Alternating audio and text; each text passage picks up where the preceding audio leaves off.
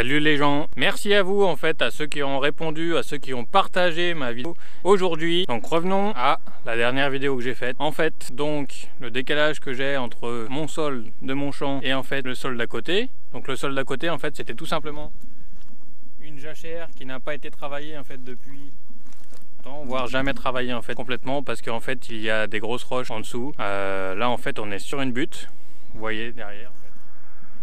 Voilà.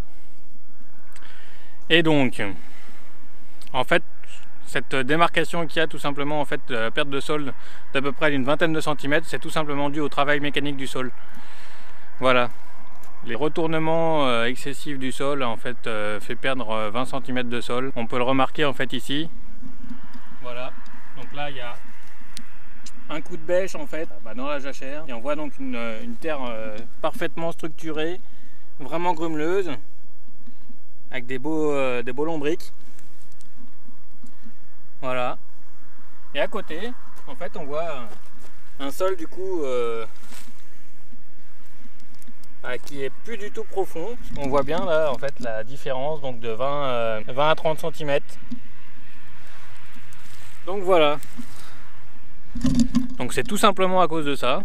Le travail du sol. Donc quand on vous dit que le travail du sol peut être nocif, et tout simplement que le sol est une ressource non renouvelable, ou en tout cas qui met énormément de temps à se construire, à se régénérer, en voici une preuve concrète. Voilà. Je vous ferai dans une prochaine vidéo une explication en fait de pourquoi j'ai, pour ma part, arrêté de travailler le sol mécanique. Pourquoi j'ai choisi de partir en semi-direct sous couvert, pourquoi j'ai choisi de faire de l'agriculture de conservation des sols. Tout ça à cause en fait de plusieurs problèmes qui sont apparus sur ma ferme. Avant tout, bien entendu, la prise en compte du sol doit être la chose la plus importante du point de vue de l'agriculteur, parce qu'il ne faut pas oublier que le sol c'est le premier capital d'un paysan. Voilà, donc c'était la réponse. Alors maintenant, en fait, je vous donne rendez-vous dans une prochaine vidéo. J'essaierai de faire minimum une vidéo par semaine, vous expliquer différentes choses, aussi bien au niveau travail que pour toute autre chose. Voilà, c'était donc l'explication et la raison de cette perte de sol en fait. Donc écoutez, je vous dis à très vite dans une nouvelle vidéo. Allez, ciao!